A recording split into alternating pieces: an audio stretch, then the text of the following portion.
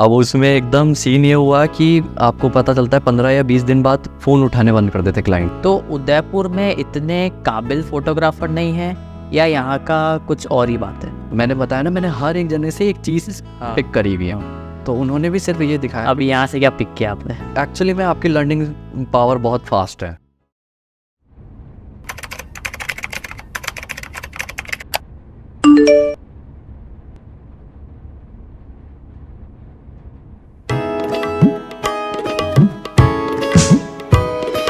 हौसलों में पंख लगा आसमां उड़ जाने की ख्वाहिशें है आँखों में, देश भर छा जाने की उम्मीद है, उम्मीद है,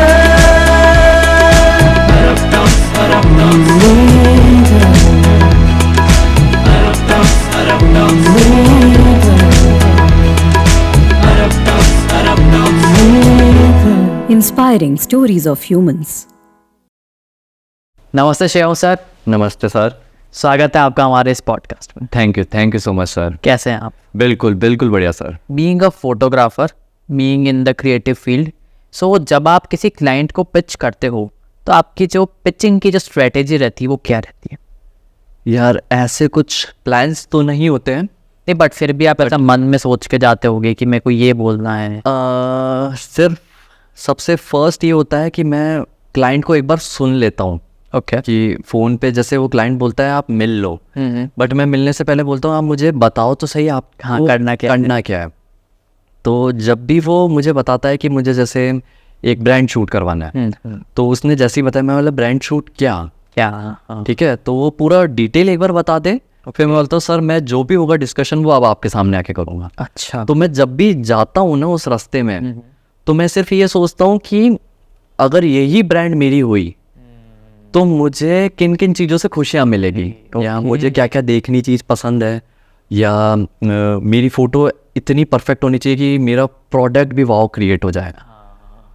मतलब वो सब कुछ अपीलिंग हो, मतलब एक भी ऐसी नहीं हो यार नई फ़ोटो ख़राब है नई ब्रांड ख़राब है।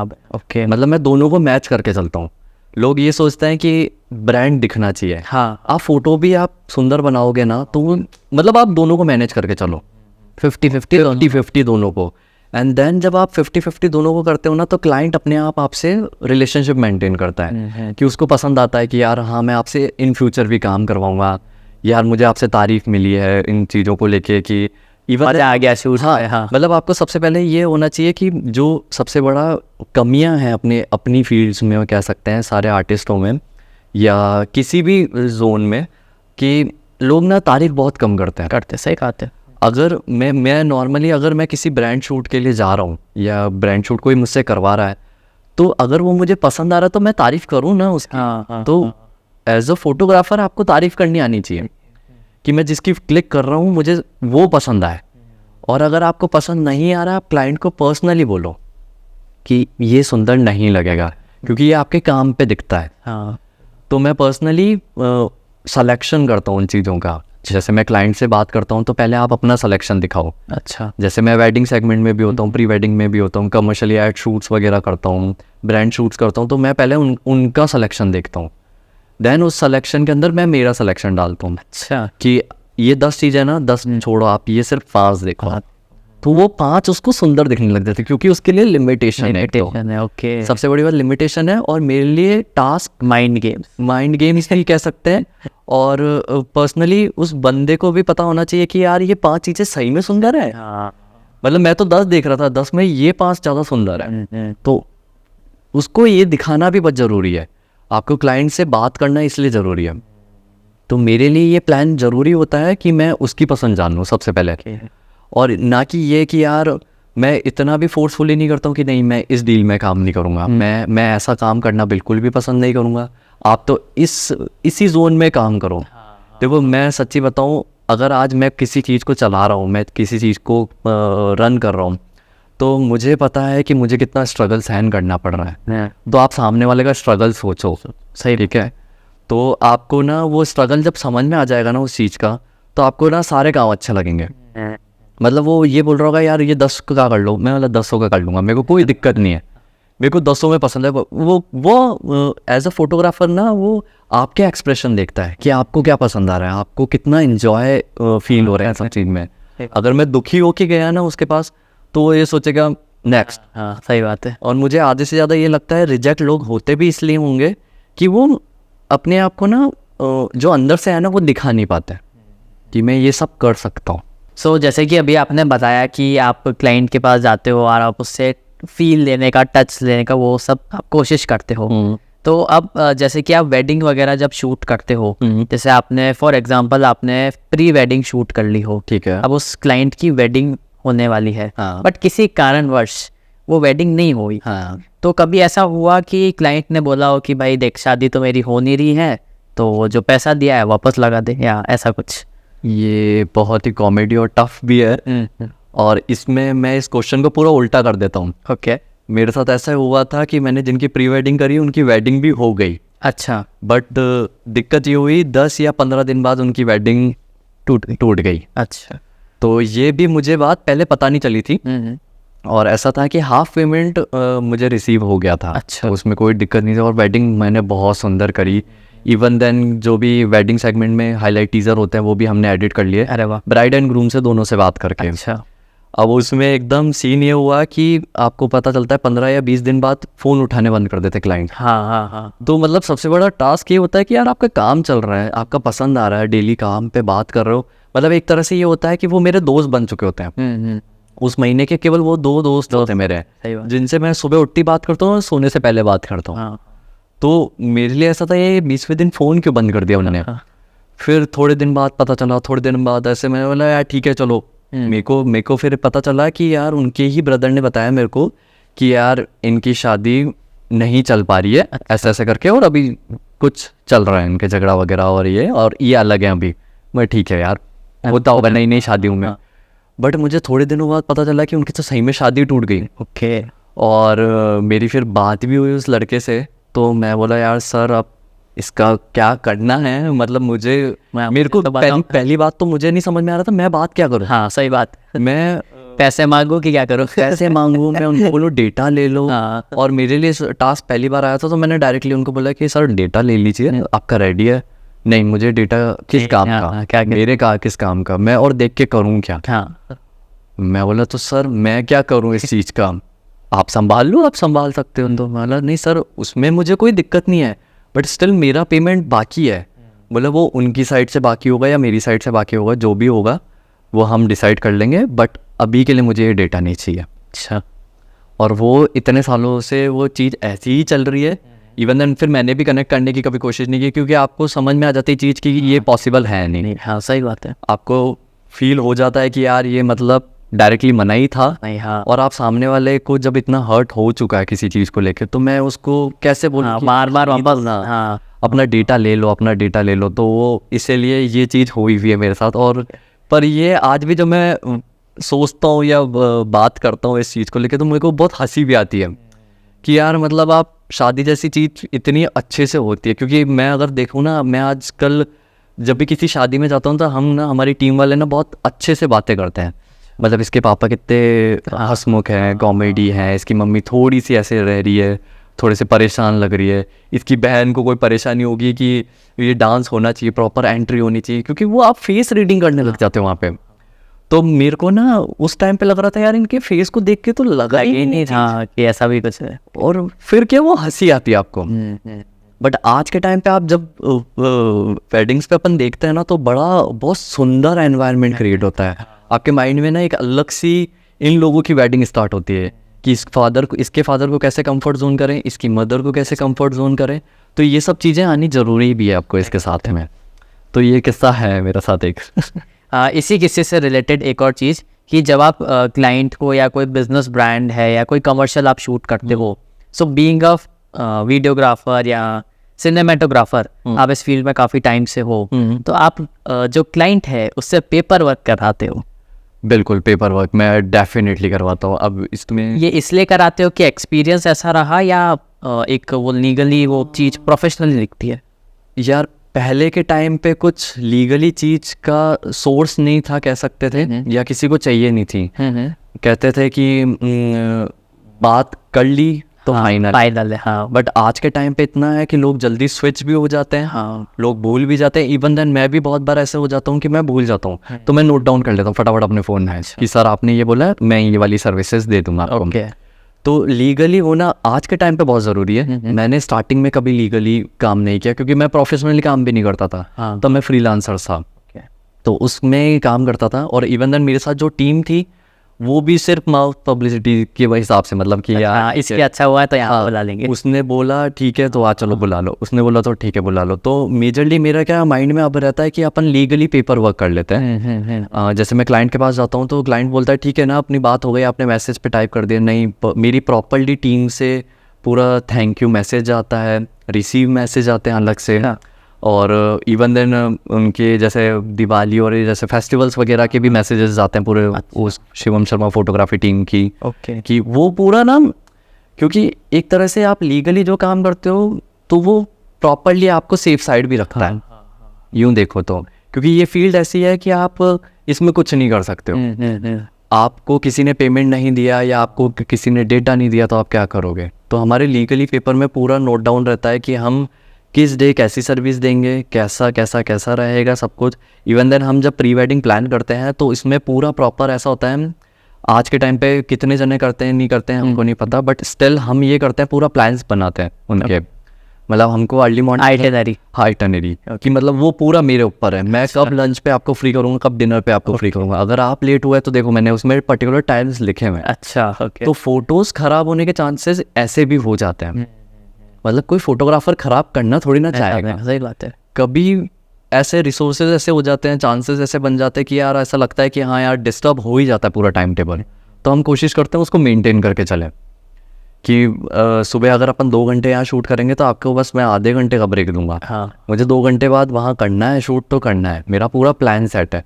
और उस टाइम टेबल के हिसाब से मैं पूरा उनका ड्रेस कोड बताता हूँ, किसके साथ क्या मैनेज होगा, उनकी पूरी वार्डरोब सुनता हूँ सबसे पहले। मतलब अगर मेरी कोई क्लाइंट से बात करते हुए मेरे घर वाले सुनते हैं ना तो बोलते हैं कि बोले तू घर वालों से बात कर रहा है क्या। हाँ। तो आपको उनसे बात करनी ज़रूरी है कि लड़की क्या पहनेगी, क्या ड्रेसेस होगी, कौन से गाउन है, कौन सा कलर है, फिर ताकि आप जेंट्स को बता पाओगे। और वो हमारा पूरा ऑन कॉल जूम कॉल पे होता है या कॉन्फ्रेंस कॉल पे होता है, जैसे जो कंफर्टेबल होते हैं, या हम स्टूडियो में पूरी मीटिंग करते हैं। और स्टूडियो में भी ऐसा नहीं है कि मतलब प्रॉपरली हम चेयर वेयर पे बैठते हैं, हम प्रॉपरली एकदम गद्दा वद्दा नीचे लगा होता है। अच्छा। मतलब एकदम आर्टिस्ट जोन वाला स्टूडियो। ओके। तसल्ली से बैठ के बात करेंगे, उनको एल्बम भी दिखाते तो एकदम ऐसा लगना चाहिए घर में ही बात हो रही है। बालकनी पे जाके थोड़ी देर बात करते हैं। स्टिल हमारे पास मतलब ऐसा हमने सोर्सेज ही ऐसे रख रखे हैं कि हम उन क्लाइंट्स को अपने पास मेंटेन रखें कि हमको वो चाहिए है, एक्चुअली में चाहिए, हमको इनसे रिलेशन मेंटेन करना है, not for only for work. हमको personally not professionally but personally, मतलब काम को लेके से ज़्यादा हमको ऐसा चाहिए यार, क्योंकि ये फील्ड ऐसी है ना, आप एक के बाद एक कनेक्ट करते हो। हाँ। वो किसी और को सजेस्ट करेगा, आप किसी और को सजेस्ट करोगे, तो ये चीज़ ऐसे बनती है एक तरह से। तो लीगल पेपर का हमने स्टार्टिंग से ही रख रखा है, मतलब अभी प्रोफेशनली आफ्टर कोविड हमने ये कर रखा है, क्योंकि कोविड मैं कह रहा हूँ ना, कोविड ने सबको सिखाया है। हाँ सही। तो कोविड में मैंने ये भी चीज़ जाना, प्रोफेशनली लोग एक्चुअली में लीगली पेपर्स पे काम करते हैं और क्या क्या टास्क आते हैं वो भी देखे हैं। और जैसे तो मैंने अभी बताया ही है, एक इवेंट बताया कि बोले मेरे साथ ऐसा हो गया था, अब वो डेटा नहीं लिया, तो मैंने कोई लीगल काम ही नहीं किया उसके साथ, मैंने सिर्फ मैसेज पे बात करी, मैसेज पे मैंने कोटेशन भेजा, उसने येस किया, उसने रिसिप्ट भेजी, वो सिर्फ मैसेजेस पे चल रहा है। अगर आज वो मेरे पास पेपर में होता तो वो कुछ नहीं कर सकता था मेरे साथ। बट मेरे को आज वही चीज़ याद करते करते आती है, सीख गया मैं, उतने सालों में वो चीज़ सीख गया। अभी इतनी देर बात करने के बाद मुझको ऐसा लग रहा है कि आपने घर में कभी भी बचपन में या कभी भी तोड़ फोड़ नहीं की होगी, और आपके जो पेरेंट्स होंगे वो भी काफ़ी आपसे ऐसे खुश होंगे, प्राउड महसूस करते होंगे कि हमारा जो बेटा है वो तोड़ फोड़ नहीं करता है, क्योंकि आपका जो बात करने का तरीका है वो काफ़ी फ्रेंडली है और इस किस्म का है। तो आपको नहीं लगता कि इतना ज़्यादा आप जब फ्रेंडली होकर बात करते हो तो ये कहीं ना कहीं एक डिसएडवांटेज भी है? यस, कह सकते हैं ऑफ कोर्स।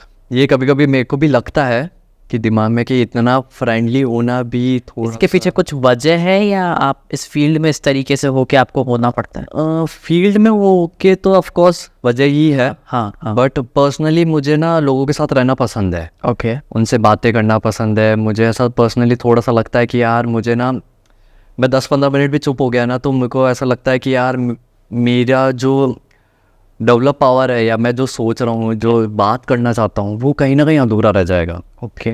तो मैं इसलिए मैं किसी के साथ भी बैठता हूँ तो मैं थोड़ी देर बात करता हूँ, चाहे अगर सामने वाला बात नहीं करना चाहे, वो उसका एक नेचर है, बट स्टिल मैं उसको एक्सेप्ट कर लेता हूँ। ओके। बट मैं कोशिश यही करता हूँ, मेरे घर में भी मैं ना बात करता रहता हूँ, मेरे को बहुत अच्छा लगता है। बट जब मैं काम कर रहा होता हूँ, जब मैं एडिटिंग के टाइम पे होता हूँ, तब तक क्या मेरा पूरा माइंड सेट हो चुका होता है उस चीज़ को लेके, और मेरा जो लर्निंग फेज़ है एक तरह से वो मुझे पता होता है कि हाँ मैंने किसी न किसी से बात करके, किसी न किसी से पसंद पूछ के, जैसे मैं हमेशा कोशिश करता हूँ, जैसे कुछ भी एडिटिंग कर रहा होता हूँ तो मैं एक बार घर में दिखाता हूँ मेरे फादर को, अच्छा। ठीक है ये पसंद आया क्या। थर्ड पर्सन को हमेशा आप रखो वो चीज़। हाँ हाँ हाँ। उनकी पसंद आप सुनोगे, आप बात करोगे, आप बातों से और बात करोगे तो आपको पता चलती रहेगी। सही बात। तो वो होनी ज़रूरी है आपके लाइफ में। तो डिसएडवांटेज कह सकते हैं इस चीज़ में, और एडवांटेज भी बहुत कह सकते हैं। एडवांटेज तो बहुत तो एडवांटेज पसंद करते हैं। और आप जब ज़्यादा ही फ्रैंकली भी हो जाते हो तो वो भी थोड़ा सा सामने वाले को लगता है कि यार इतना फ्रैंक क्यों हो रहा है, इतनी बात क्यों कर रहा है। बट आज के टाइम पे क्या है ना, लोग ये नहीं सोचते, मेरे को ऐसा पर्सनली लगता है, क्योंकि उनको कोई सुनने वाला नहीं है। अगर कोई काम करवाने आपसे आ रहा है तो आप उसकी सुनो, आप उसको 10 चीज़ें और बताओ कि सर आप ऐसे काम करो, आप अपना इवेंट ऐसा करो, आप ऐसा और प्लान कर सकते हो, ये 10 चीज़ें ऐसे कर सकते हैं, हमने ऐसा पहले करा था तो इसमें क्या गलतियाँ ये आई थी, मिस्टेक आई थी, तो हम इसको ऐसे करके इम्प्रूव कर सकते हैं। तो आप कोशिश करो आपके इवेंट में भी आप ये चीज़ कर लो कि आप ये अगर चीज़ आप लोगे ना, आपको ऐसा लग रहा होगा, डर लग रहा होगा नहीं यार ये चीज़ ऐसे एक्सपेरिमेंट नहीं करेंगे, बट आप करो, आप उस चीज़ को एक्सेप्ट करोगे ना तो आपको मज़ा आएगा उस चीज़ को वहाँ देखने में। तो यस, मैं बिल्कुल टोटली उनसे प्रेफर करता हूँ कि मैं बातें करता रहूँ इन चीज़ों पे। तो जैसे कि जैसा आपका नेचर है जॉली किस्म का और ऐसा, तो कभी जैसे हम देखते हैं यूजुअली जो शादियां होती है उसमें जो फोटोग्राफर्स होते हैं उनको थोड़ा सा मतलब ऐसे नीचे लेवल पर देखा जाता है, मतलब ऑलमोस्ट होता ही है सब जगह। यस। और जब आप इतने सारे लोगों को लेकर जाते हो किसी शादी में, तो कभी कुछ हुआ आपके साथ ऐसा? यार हर शादी में तो नहीं कह सकते, पर कहीं कहीं देखो सबका नेचर अलग होता है, सब एक अलग घर से आए हुए होते हैं, सबका स्टाइल करने का भी तरीका अलग होता है, बोलने का तरीका अलग होता है, कब किसको हर्ट हो जाए पता नहीं चलता है। हाँ। तो वेडिंग एक ऐसी चीज़ है कि आप ना 1000 नए जनों से मिलते हो, ठीक है, और उस टाइम पे आपको जब आप काम कर रहे हो तो आपको सुनना बहुत ज़रूरी है सबकी, और पर्सनली क्लाइंट के तो सुनना बहुत ज़रूरी है। तो मेरे साथ 1-2 बार पहले हुआ भी है इस चीज़ के लिए कि जैसे अगर मेरे को किसी ने कुछ ऐसा डायरेक्टली बोल दिया, मुझे एकदम खटक गया उस चीज़ को कि यार आपने मुझे बोल कैसे दिया, तो वो क्या सामने वाले की आंखों में मैंने एक बार में जज कर लिया। ओके। तो मैंने आज अगर मेरी फील्ड को भी अगर ऐसा बनाया है, या मेरे जब मैं इवेंट में जाता हूँ या मैं वेडिंग्स में जाता हूँ, तो मेरी टीम को मैंने इस तरह से बनाया हुआ होता है कि मैंने हर एक एज सेक्टर को रख रखा है उसके अंदर। मतलब मेरे से छोटे जने भी हैं, मेरे जैसे भी हैं, मेरे से बहुत ज़्यादा बड़े भी जने हैं, अच्छा, जो अंकल जैसी एज के। ओके। तो उसमें क्या होता है ना, लोग ये सोचते हैं कि आप ज़्यादा यूथ को लेके जाओ वेडिंग में, हाँ, एनर्जेटिक रहेंगे, रहेंगे, पर वो ये भूल जाते हैं एनर्जेटिक के चक्कर में ना, जब वो सामने वाला कभी टोकता है ना, वो सुनता नहीं है। हाँ। तो जब वो आपके साथ सामने बड़ी एज वाला जना जब खड़ा है ना, तो वो आपको कंट्रोल करने के लिए खड़ा है, चाहे वो मेरे लिए तो वर्कर के लिए काम कर रहा है, बट वो मेरे को उस तरह से रिप्रेजेंट करता है कि बोले शिवम भैया कोई बात नहीं, मैं बात करता हूँ इसको। तो वो क्या उस चीज़ को 1 सेकंड में शांत कर देता है।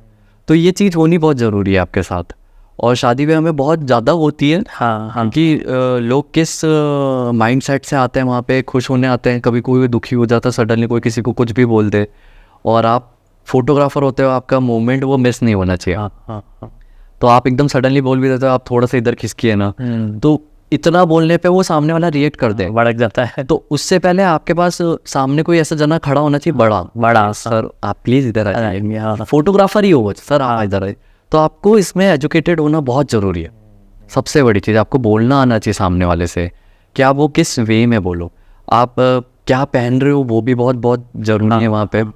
क्योंकि आप नॉर्मली जिस तरह के कहते हैं ना कि आप जो पहनते हो उसी से आप दिखते हो, हाँ। है ना। तो हम एक्चुअली में सूट में जाते हैं, हम कुर्ते में जाते हैं, अगर उनका हल्दी मेहंदी का सेगमेंट, तो येलो कलर बड़ा मज़ा आता है उस, हमको लगता है हमारी घर की शादी, तो हम वैसे ही जाते हैं, उनके घर वालों के साथ बैठते हैं हम पर्सनली वहाँ। ओके। और लोगों को ऐसा शर्म भी आती है कि यार सर थोड़ा सा टाइम लगेगा, कोई बात नहीं, हमारे घर की शादी है, हम बैठेंगे। अच्छा। हम पूरा माइंड सेट से 2 दिन होते हैं कि हम इसी घर के हैं अब। तो ये एक्चुअली में माइंड सेट होना बहुत ज़रूरी है सामने वाले के लिए, कि फोटोग्राफर फील्ड के लिए फोटोग्राफर एक ऐसी चीज़ है, मतलब मैं आपको बहुत बड़ी चीज़ बोलूँगा कि फ़ोटोग्राफर एक ऐसी चीज़ है या ऐसी मूर्ति है, वो अगर खुद नहीं हंसेगा ना तो वो सामने वाले को नहीं हंसा पाएगा। तो आपके चेहरा हमेशा खिलता हुआ हंसता हुआ होना चाहिए। तो जो आप जॉली नेचर बोल रहे हो ना, तो आप सामने वाला सोचे तो सही यार, इससे खिंचवा के देखते हो यार ये क्या चीज़ है इसके अंदर, तो आपको खुश होना बहुत ज़रूरी है। और मुझे ऐसे बहुत से मेरे क्लाइंट कह सकते हो, बहुत से ऐसे जने कह चुके हैं यार कि आपको दूर से देख के इच्छा होती है कि एक बार खिंचवाएं आपसे। यह सिर्फ आप छोड़ो, खींचो मत, आपसे बैठ के बातें कर लें। अच्छा। क्योंकि कंपनी आपकी इतनी अच्छी होनी चाहिए, तो सामने वाला अपने आप खिंचा चला हुआ है, वो प्यार से आपसे तसल्ली से बात भी करे उस चीज़ पे। और कहते हैं ना कि इन चीज़ों को काम करवाने के लिए वो उनका स्ट्रगल भी सुनना बहुत ज़रूरी है, तो वो दिल की बातें भी शेयर करें, तो आप आराम से, आपको स्टोरी नहीं पता होगी तो आप कैसे उसको बता पाओगे? तो आप उसको सुनो बहुत तसल्ली से, उसकी जानो, उसको एक तरह से अपना बेस्ट फ्रेंड मान के चलो उस वे में। अगर मैं बात करूँ इन योर ओपिनियन, जो हम लोग कहते हैं कि खाली फ़ोटो ही तो खींचना है, इसमें कौन सी बड़ी बात है, तो जब आपको कोई ऐसा कहता है तो आपको कैसा लगता है? यार मुझे अच्छा भी लगता है, और मेरे को फिर जब बुरा लगता है ना, तब मैं खुद उनको डायरेक्टली ये भी कह देता हूँ कि आप खुद खींच के देख लीजिए। जब वो खुद खींच के देखते हैं तो उनको रियलिटी पता चलती है।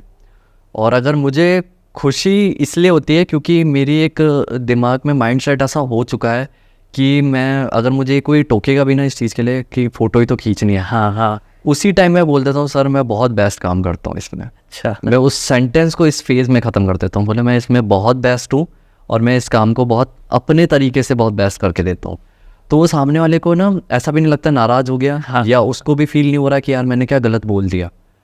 बुरा भी लगता है कहीं ना कहीं, आज के टाइम पे मेरे जैसे टीम मेंबर्स होते हैं, वो बोले यार आप बोलते क्यों नहीं हो। मैंने यार देख, बोल के पूरा इवेंट ख़राब करना या अपनी साइकोलॉजी ख़राब करना, माइंड सेट ख़राब करना कि यार मैं ऐसे कैसे बोल दिया, तो वो क्या होता है ना, आपके पूरे जो लीडर होता है ना वो पूरी टीम को ख़राब कर देगा वैसे। हाँ, फिर वो सबको यही बोलेगा वहाँ कर ले जो हो रहा है। जैसे नॉर्मली है कि आपको सिर्फ एडिटिंग ही तो करनी है, हाँ, आपको सिर्फ ये फ़ोटो को यूं ही तो करना है। मेहनत है, हर चीज़ में मेहनत है। जब आप अपने काम को मेहनत से देख सकते हो, हम भी अपने काम को मेहनत से देखते हैं, तो हमको वो जज्बा है उस काम को करने के लिए। बट आप कभी भी उस चीज़ को भूलो मत कि आप क्या हो। सबसे बड़ी चीज़ कि मैं फ़ोटोग्राफ़र हूँ, तो हाँ मैं फ़ोटोग्राफ़र हूँ, तो ये चीज़ ऐसे करूँगा, तो वो चीज़ है। दोनों एस्पेक्ट से मैं देखता हूँ उस फोटोग्राफ, दोनों साइड्स। बिल्कुल। सो ये क्वेश्चन है मेरे लिए भी है, मतलब बोलोगे आप ही, तो अभी तक हमने लगभग 70 एपिसोड्स बना लिए हैं, और आप जिस तरीके से अटायर में आए हो बिना बोले प्रोफेशनल वाले में, तो मेरे को लगता है कि आपने हमारे एपिसोड्स भी देखे हैं। तो आप कुछ ऐसा चीज़ बताइए, कुछ इम्प्रूवमेंट बताइए जो हम करें ताकि हमारा प्रोडक्शन और अपलिफ्ट हो जाए। यार मुझे personally to be very honest, आपको ये बोलने की ज़रूरत नहीं है या कुछ बताने की भी ज़रूरत नहीं है, क्योंकि आप जिस बैकग्राउंड से, जिस फील्ड से आए हो, और आपने बिना सीखे सोचे समझे सारी चीज़ें अपने आप कर ली है। ओके, तो मुझे ऐसा लगता है अगर 70 आपने एपिसोड कर लिए हैं और आपके ना day by day, episode by episode आपके सुधरते जा रहे हैं, तो अगर मैं कुछ भी बोलूँगा ना, मुझे पता है आप पर्सनली आप खुद सबसे बेस्ट करोगे। जो आप खुद सीख रहे हो ना वो बेस्ट है आपके लिए। क्योंकि मैंने मेरी लाइफ में भी यही चीज़ सोची है कि, या सीखी भी है कि आप जो खुद करते हो ना वो बेस्ट होता है। थर्ड पर्सन सिर्फ आपको बोल सकता है या बता सकता है एक चीज़। तो चलो आप बताइए, कोई भी 3 कमियां बताइए जो आपको अभी तक नोटिस हुई हो कि भाई इसमें इम्प्रूवमेंट हो सकता है। यार आपका सबसे बड़ा विल पावर पहले बता सकता हूँ मैं एक चीज़ का, कि आप सिंगल हैंड कैसे काम कर लेते हैं। मुझे वो, मेरे को सबसे बड़ी पावर लगती है आपकी। सिंगल मैन अगर 2 कैमरे या 4-5 लाइटें, पूरा सेटअप अरेंजमेंट ये संभाल रहा है, तो मेरे लिए एक तरह से बेस्ट चीज़ है। क्योंकि मैं अगर जाता हूँ तो मैं तो पूरी टीम को लेके जाता हूँ ना यार। आप वो सिंगल माइंड होके कैसे चल रहे हो उस चीज़ में। ओके तो वो आपकी सबसे बड़ी विल पावर बता रहा हूँ मैं। ठीक है। अगर लैक ऑफ पॉइंट की बात करें, आपके पास एडिटर बैठा होना चाहिए आपके पास पर्सनली, ओके ठीक है, ठीक है। जो आपकी सुने, जो आपका ही दिमाग हो। आपका ही दिमाग। ओके मतलब मुझे ये नहीं चाहिए कि यार वो भाई ऐसा क्यों बोल रहा है, हाँ वो आपके दिमाग से चलना चाहिए और वो आपके दिमाग से साइड भी होना चाहिए। तो मेरे को पर्सनली वो लगता है एक तो चीज़ ओके कि आपको ये चीज़ आपको इम्प्रूव करनी चाहिए।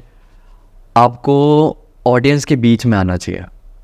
आप अभी तक ऑडियंस के बीच में क्यों नहीं आए हो मुझे नहीं पता। ओके जो पर्सनली मैंने अगर क्या पता मेरे को कोई ऐसा मिला नहीं हो जो मुझे Yes. लेकर आए। बिल्कुल परफेक्टली ये चीज़ हो सकती है। मुझे पता है कि आपका जब बोलने का तरीका इस वे में है कि सामने वाला बात करे, तो आप ऑडियंस के बीच में होने चाहिए। Okay. मुझे ये लगता है। इसको हम इम्प्लीमेंट करेंगे, आपने बना दिया, Definitely. बिल्कुल इसको पक्का करेंगे। तो ये मेरा पर्सनल थॉट है, क्योंकि मैंने आपका अरब टॉक में कब से देख भी रहा हूँ। ओके मैं एक तरह से सिनेमाटोग्राफर से भी देख रहा हूँ, फोटोग्राफर के नज़र से भी देख रहा हूँ, और एक आर्ट डायरेक्शन के नज़र से भी देख रहा हूँ। बट मेरे को प्रमोशन लाइन भी मेरे को दिखती है कि आप प्रमोट इतने होने ज़रूरी हो आज के टाइम पे। कि मतलब ये बंदा अगर पर्सनली इतने जनों का कर चुका है इंटरव्यू, तो वो आज यहाँ से यहाँ होना चाहिए, 700 जनों के बीच में होना चाहिए, 700 से 7000 जनों के बीच में। तो मेरे को वो थोड़ा सा लगता है कि अब आप बाहर आने चाहिए उन चीज़ों। तो आपने मुझको तो दे दी 3 एडवाइसेस। अब मैं चाहूँगा कि आप 3 एडवाइसेस हमारे पॉडकास्ट के माध्यम से लोगों को दें जो कि इस फील्ड में एंटर करना चाह रहे हैं। बेसिकली आप बहुत इस फील्ड में एंटर होना तो बहुत प्रिपेयर होके आओ सबसे फर्स्ट। ये फील्ड ऐसी नहीं है कि आपने अभी चूज़ किया और कल छोड़ दिया। तो क्योंकि इसमें ना सबसे बड़ा आपका इन्वेस्टमेंट होता है पैसों का। तो अगर आपने फैमिली वालों से इन्वेस्टमेंट करवा रहे हो इस चीज़ को लेके कि मुझे कैमरा चाहिए, मुझे गैजेट चाहिए, ऐसा चाहिए, मुझे ये भी गिम्बल भी चाहिए, मुझे लाइट सेटअप भी ऐसा चाहिए, स्टूडियो बना के दे दो इतना बड़ा, तो आपका पहले ना माइंड सेट होना चाहिए। आपको आपकी जर्नी पता होनी चाहिए, आपको कहाँ जाना है। सबसे बड़ी बात, मुझे पर्सनली पता था फोटोग्राफी लाइन में कि मुझे कहाँ तक जाना है। ओके और एट द आप वहाँ तक पहुँच गए या अब? अभी मेरा स्टार्ट 50% मतलब 50% में 40% में हूँ मैं। अच्छा, मेरा 50% वो एज के हिसाब से होगा, और 100% कह सकते हो कि वो कभी है ही नहीं, है ही नहीं, इन्फिनाइट ठीक है। है। हाँ, और आपको बहुत टाइम बाद ऐसा भी फील होता है कि यार फोटोग्राफी बोरिंग भी हो रही है। तो आपको उसको क्रेजी पार्ट कैसे बनाना है वो आप में आना चाहिए। Right right right. तो वो जो आप बोल रहे थे ना कि आपका कौन सा जोन होता है, आपकी कौन सी पसंद होती है, तो आप उससे ना डाइवर्ट होके अपनी फोटोग्राफी फील्ड को अच्छा बना सकते हो। तो पर्सनली आप इन्वेस्ट जो कर रहे हो इस लाइन में वो सोच समझ के करो। अगर मेरे से भी कोई पर्सनली पूछता है कि यार मैं ये वाला कैमरा ले लो, भाई आपके पास जो बजट हो आप उस हिसाब से लो। आप कभी भी ना सेकंड थॉट मेरा यही आता है, कभी भी ना थर्ड जने को सोच के या फोर्थ जने को सोच के मत गैजेट पे इन्वेस्ट करो। लोग करते हैं, एक्चुअली में करते हैं, और वो बहुत पछताते हैं। तो वो क्या करते हैं, सुन के ले तो लेते हैं, वो देखा देखी एड्स देख लिए, चला के देख लिया, और बहुत शानदार फोटोज आ रही है। मैं कह रहा हूँ इससे भी अच्छा कैमरा सबके पास है। हाँ। सबके पास अच्छी आती है, बट स्टिल आपको पता होता है ना कि आप किस में अच्छे हो किस में नहीं हो। तो आपको ना उस चीज़ की समझ होनी चाहिए, ठीक है। और थर्ड इज़ आप एक्चुअली में देखो जॉली तो नहीं कहूँगा, पर आप ना अपने क्लाइंट के साथ ऐसे रहो कि यार वो क्लाइंट खुश रहे। सही बात ठीक है। हाँ क्योंकि क्या होता है ना इस फील्ड में ऐसा है कि क्लाइंट ना बहुत जल्दी स्विच करता है फोटोग्राफर्स भी, ठीक है।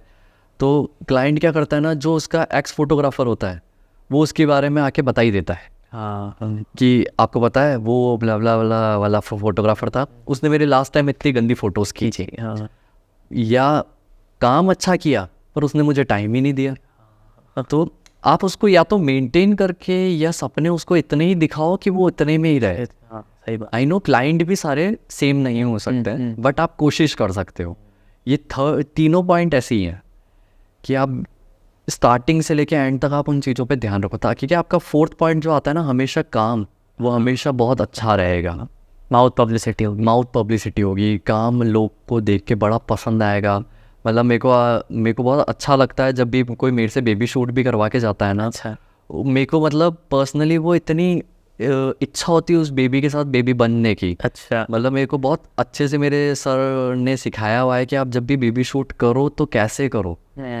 आप जाती कैमरा दिखाओगे उसको डर लगता है, ब्लैक कलर हमेशा उसको डराता है। इतना बड़ा सारा गैजेट है, क्या लिया है? लोग पता है क्या करते हैं, क्लाइंट्स को बोलते हैं कि आप स्टूडियो में आके बेबी शूट करवाओ। बट जो प्रोफेशनल बेबी शूट करता है ना, उसको पता होता है कि लाइट्स कैसी होनी चाहिए। बट आज के टाइम पे लोग क्या करते हैं, वो डायरेक्ट लाइट्स लगा के बेबीज पे फायर करते हैं। हाँ। और मदर फादर को पता भी नहीं होता उनकी स्किन डैमेज हो रही है। तो जितना नेचुरल आप एनवायरनमेंट में बेबी का शूट करवाओगे वो कहीं और नहीं हो सकता है। तो मतलब आपको ना हर एक फील्ड के हिसाब से आपको प्रिपेयर रहना पड़ता है। इवन देन क्लाइंट को भी पता होना चाहिए, इतनी स्टडी होनी चाहिए कि यार मेरे बेबी का यहाँ शूट होना चाहिए। हाँ। आप जिद मत करो किसी चीज़ पे लेके, या वेडिंग शूट ऐसा नहीं, ऐसा क्यों करें। आप ये सोचो ना, वेडिंग 2 दिन की होती है, 2 दिन में भी तो भी अधूरी रह जाती है। हाँ, पर हाँ। एक्सपेक्टेशन ख़त्म ही नहीं होती है। तो मतलब आप ना लिमिटेशन रखो चीज़ों की, और बहुत अच्छी सोबर होती है। और आपकी स्टडी मेजरली क्या होता है ना, स्टडी बहुत प्रॉपर होनी चाहिए। टेक्निकली साउंड तो होना ही चाहिए, पर आप प्रैक्टिकली साउंड इतना जना होना चाहिए कि अगर यार कल को ये गलती हो गई मेरे से तो मैं कैसे सही करूँगा इसको उसी वक्त, ऑन द स्पॉट। कहाँ स्क्रिप्टेड नहीं है सबसे बड़ी बात। स्क्रिप्टेड नहीं है, ये वर्क एक्सपीरियंस सिखाता है। और ये पता है वर्क एक्सपीरियंस कैसे सीखते हो, जब आपके साथ बड़े जने होते हैं। हाँ। कभी भी अपन दोनों सेम एज वाले होंगे ना तो अपन नहीं सीख पाएंगे। अपना दायरा वही है कि भाई इतने में ही करना है। बड़े जनों को जब आप सुनते हो ना कि अरे आपको पता है उस टाइम पे ये सेम हुआ था मेरे साथ, तो एकदम सडनली वो बात आ जाती है कि बोले आपने ऐसी चीज़ को ऐसे कर दिया करो। तो मैं भी क्या, जब भी किसी भी सेगमेंट में होता हूँ, मैंने जैसे मैं बताऊंगा आपको, मैं डूंगरपुर में शूट करने गया था, सेव द चाइल्ड करके डॉक्यूमेंट्री शूट के। बहुत बड़ी वो है ऑर्गेनाइजेशन है वो। तो वहाँ पे ना आपको गाँव के अंदर जाना होता है। हाँ। तो मेरा सबसे बड़ा टास्क था कि मैं यार किस जने को मेरे साथ लेके जाऊँ टीम को। और उन्होंने इतना भी नहीं बताया कि उन्होंने बोला गाँव तक। और मैंने क्या करा, मेरी सारी टीम को सेलेक्ट किया, सब बड़े जनों को। अच्छा। जो मुझे प्रमोट करें। हाँ। कि मतलब तुम कर सकते हो, जो मेरी कमियां भी निकाले मेरे लिए उस टाइम पे। यार आप सोचो, आपकी बहुत बड़ी टीम आई है डॉक्यूमेंट्री शूट के लिए 5 दिन के लिए, आप गाँव के बच्चों के साथ हो, आपको पैदल जाना पड़ रहा है 5 किलोमीटर। मतलब एक्चुअली में मैंने वो सीन देखा है कि गाँव के बच्चे कैसे पहाड़ से इस पार आते हैं। मतलब आप पानी से, अपन सुनते थे ना हम नदी किनारे तैर के जाते थे। हाँ। मैंने देखा है गांव के बच्चे सिर्फ पढ़ने के लिए जाते थे, केवल एक कंप्यूटर क्लासेस अटेंड करने के लिए। तो हमको वो पूरा डॉक्यूमेंट्री शूट करना होता था। और मेरा ऐसा होता था, कहीं ना कहीं मेरा ना फिजिकल स्ट्रेंथ ऐसी हो जाती थी कि यार अब मैं थक गया। हाँ। बट वो बड़े जने बोलते थे अरे ये चला जाएगा, फटाफट ले। हाँ। चलो आप चल सकते हो, आप कर सकते हो। वो 5 किलोमीटर दौड़ाते थे, वो मुझे दौड़ाते थे सिर्फ। मैं उनको बोलता था बस आप मुझे ऐसे प्रमोट करना। उन लोगों के साथ अब जैसे गांव के बच्चों से मैं बात नहीं कर सकता, मैं उनकी लैंग्वेज उस तरीके से बोल नहीं सकता हूँ। बट वो जब बड़े जने बात करते थे ना, स्माइल एकदम सडनली आना और वो शूट हो जाना, वो मतलब आपका डॉक्यूमेंट्री का बेस्ट पार्ट है।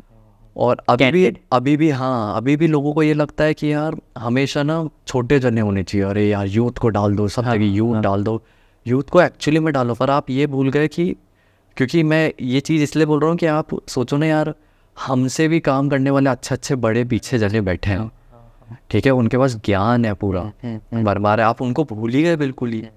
मतलब मैं ये नहीं बोल रहा हूँ हम यूथ को भी भूल जाओ, मैं ये बोल रहा हूँ हम सबको लेके चलो, साथ में लेके चलो। मतलब ये फील्ड ऐसी हो गई आज के टाइम पे कि आप सबको साथ लेके चलो।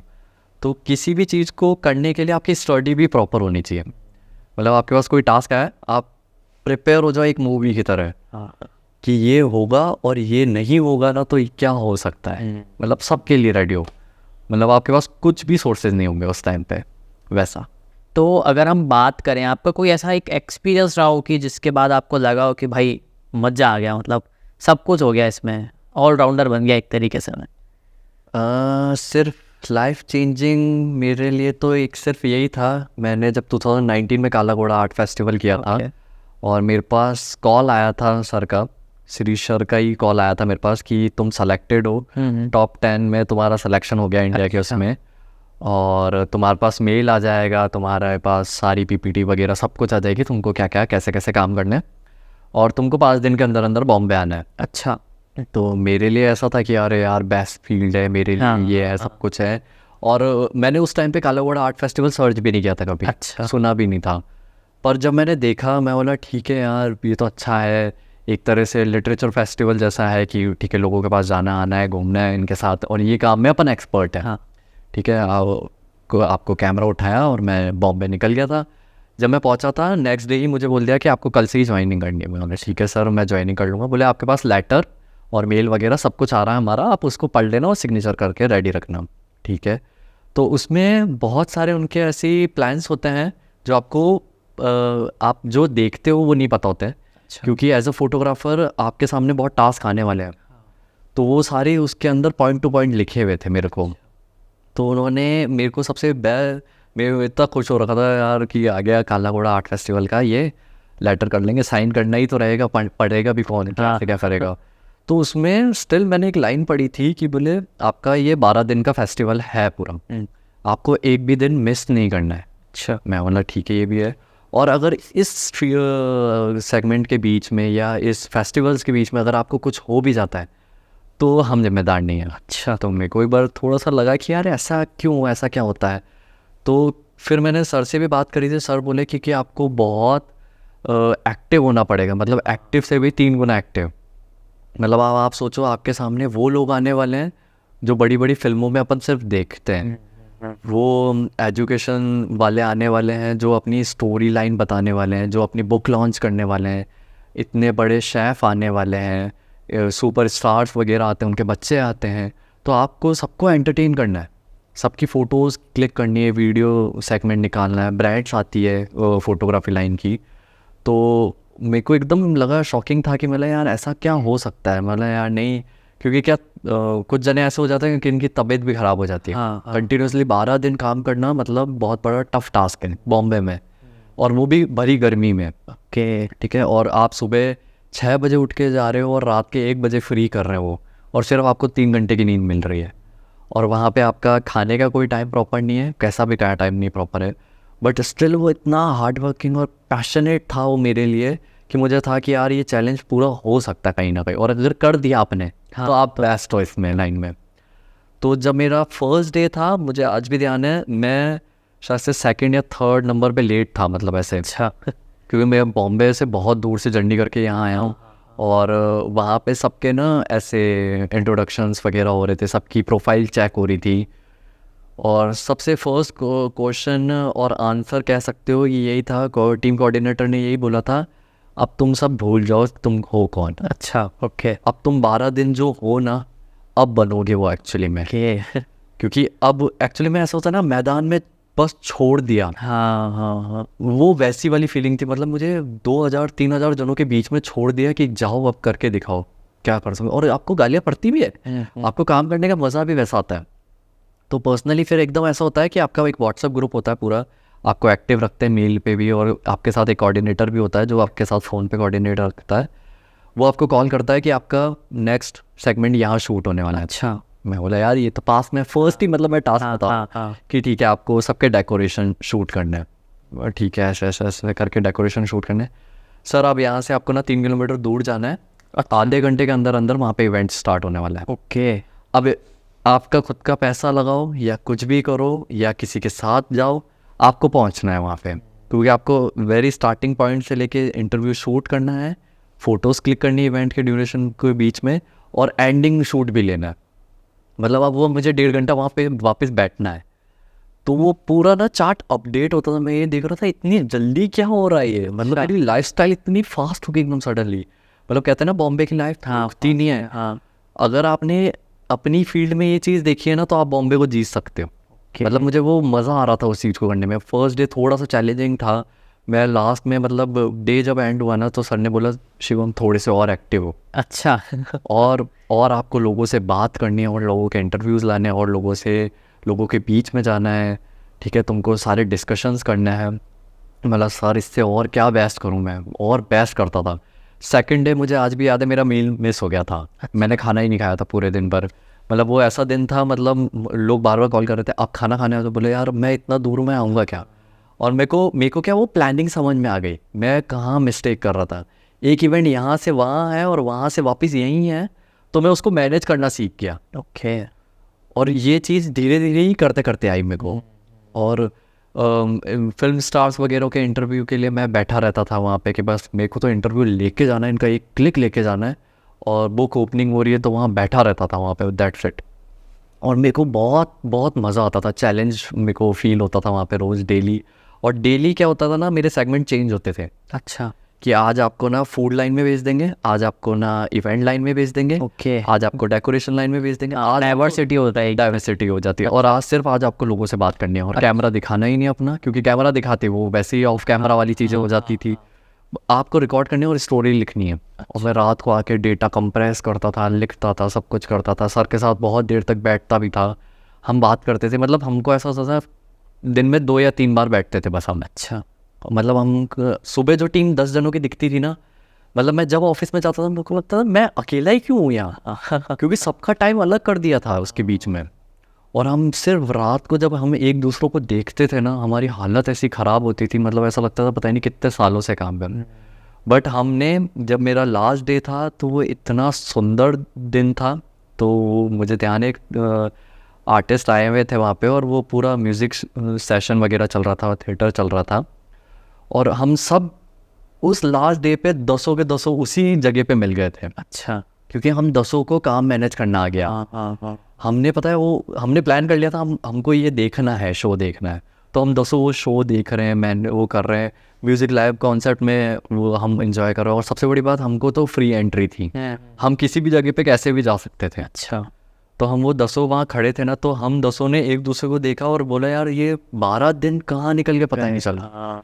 जैसे आज मैंने अभी आपको स्टोरी सुनाई ना, वैसे मेरे 12 दिन निकल गए थे। ओके। क्योंकि मैंने मेरे घर वालों को नहीं देखा, मेरे घर वालों से बात नहीं करी मैंने, और उल्टा मेरी तो सिस्टर बॉम्बे ही रहती थी, मैं सेम फ्लैट में ही जाता था सिस्टर के पास। अच्छा। पर मेरी सिस्टर ने मुझे इतने टाइप से देखा ही नहीं। ओहो। वो बोली यार कहाँ है तू, क्या है। और लास्ट डे मुझे आज भी ध्यान है, जब वो इवेंट ख़त्म हो रहा था, मैं बोला भगवान बस दिन ख़त्म हो गया मेरा। और सर ने बोला अपनी अब इसके बाद आफ्टर पार्टी ताज में। अच्छा। मैं बोला सर मेरे से नहीं हो सकता अब, क्योंकि अब मैं उस जोन में नहीं जा सकता आप लोगों के साथ, क्योंकि मैं ड्रेन आउट हो चुका हूँ, मैं मेरा बस गेम डन है। और हमारी ताज में वो थी सर्टिफिकेशन पार्टी थी पूरी। अच्छा। तो सर ने मुझे वहीं दिया, वहीं फ्री किया, और वहीं मैं उनके साथ आधा घंटा बैठा। मैं बोला सर अब मुझे बस मेरा घर चाहिए और मेरे को बस सोना है अब। तो ये स्ट्रगल था उसमें, और बहुत चैलेंजिंग था और बहुत सुंदर था। और मैंने फर्स्ट सिनेमाटोग्राफी उन्हीं सर के साथ स्टार्ट की थी।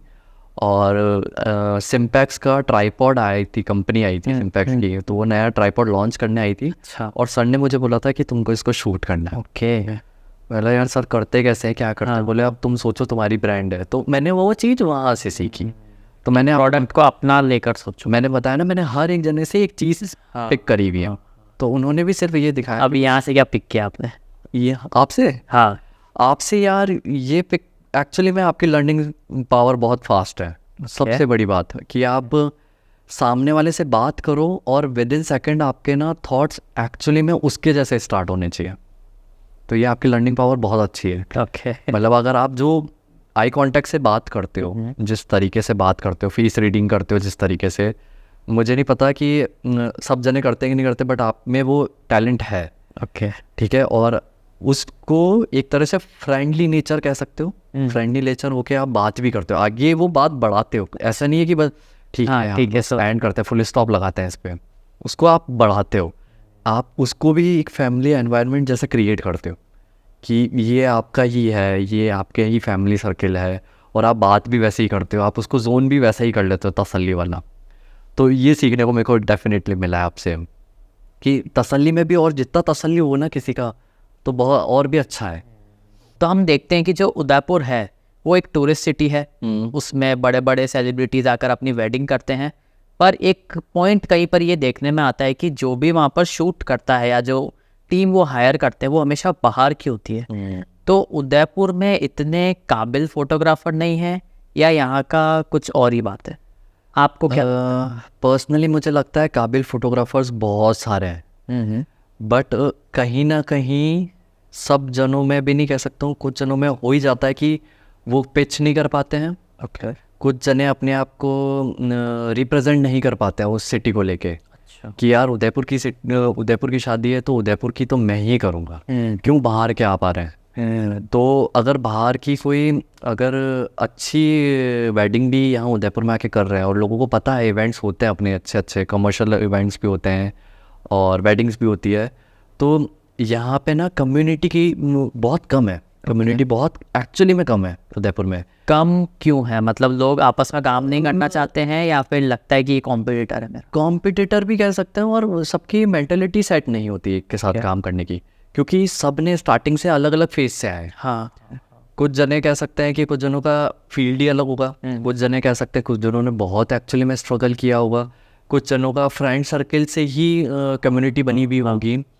तो अगर आपकी कम्युनिटी सेट है, अगर जैसे कोई जना आके वहाँ आके ही पिच करे आप सबको, तो भी आपको एक ऐसा लगेगा यार चलो मैं उस कम्युनिटी में तो हूँ।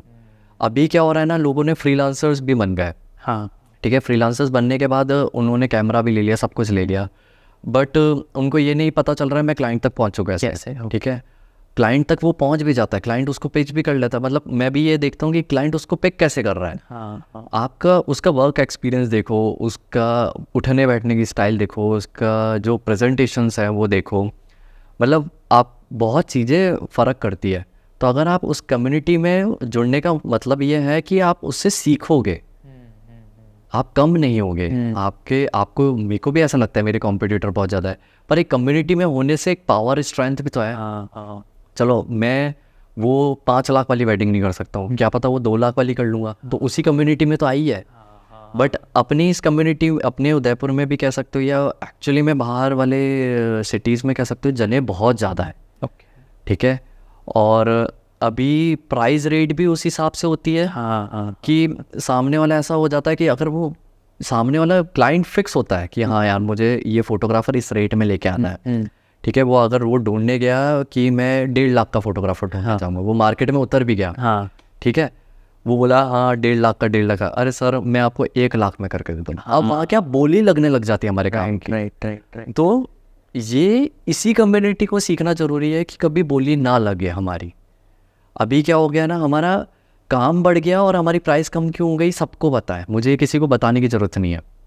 ठीक है, क्लाइंट भी ये खुश हो जाता है यार मैं तो 1.5 लाख सोच के गया, 80,000 में काम करके हाँ, तो बाकी का पैसा बच गया। बाकी का पैसा बच गया। वो बोले, वो पता है क्या करता है, क्लाइंट को ये समझ में आता है ये कम्युनिटी कैसी है या ये फील्ड कैसी, फोटोग्राफी फील्ड ही ऐसी कि 1 सेकंड में प्राइस तोड़ देती है। हाँ, आप अपने काम के ऊपर, पर्टिकुलर काम के ऊपर प्राइस रखो, कोट रखो, अपना टाइम इन्वेस्टमेंट रखो।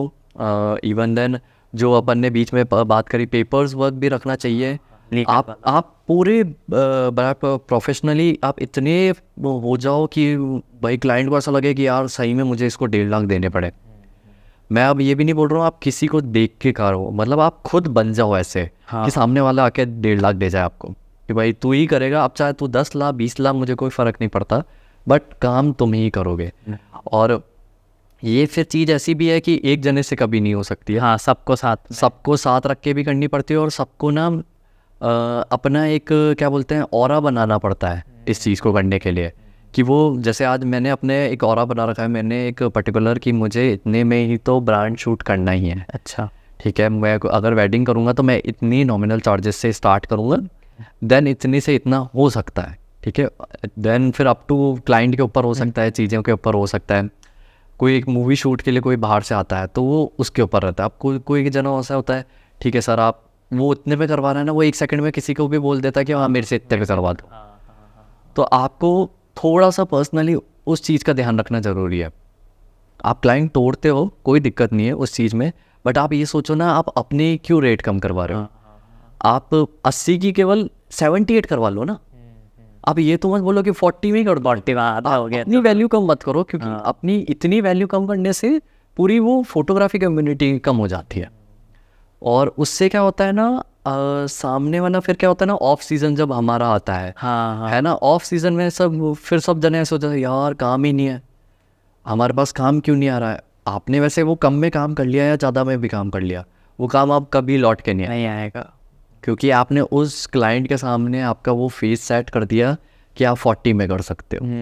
ऑफ सीजन में तो वो 20 पे ले आएगा। वो 20 पे लाएगा या शायद से होगा लाएगा भी नहीं, वो सीज़न में ही आएगा और वो सीज़न में वापस 40 रेट पे ही आएगा। आपको कभी वो 40 का 80 नहीं देगा आपको, और आगे और 10 जनों को वो बोलेगा कि भाई मैं तो 40 में कर। हाँ, तो वो 40 की 40 वैल्यू रह गई आपकी। तो आप अगर आप ग्रोथ भी करते हो ना तो अपने हिसाब से ही कर रहे हो ग्रोथ, अपने क्लाइंट्स के हिसाब से ही ग्रोथ कर रहे हो। अगर मैं बहुत टचवुड है इस चीज़ के लिए, मैं मानता हूँ कि मैं अगर ग्रोथ कर रहा हूँ तो मैं अपने क्लाइंट के हिसाब से ही ग्रोथ कर रहा हूँ, क्योंकि रिलेशन आपने इतना अच्छा मेंटेन किया, आपने उनको इतना प्रिपेयर रखा उन चीज़ों के लिए कि सर आपका प्रेजेंटेशन ऐसा शो करो, इंस्टा पे फेसबुक पे ऐसा शो करो कि ये ऐसा दिखे, तो वो सामने वाला भी खुश होता है। वो उस पैसे को देने से झिझक नहीं रहा है, पर उस पैसे को कम भी मत होने दो अपने सामने।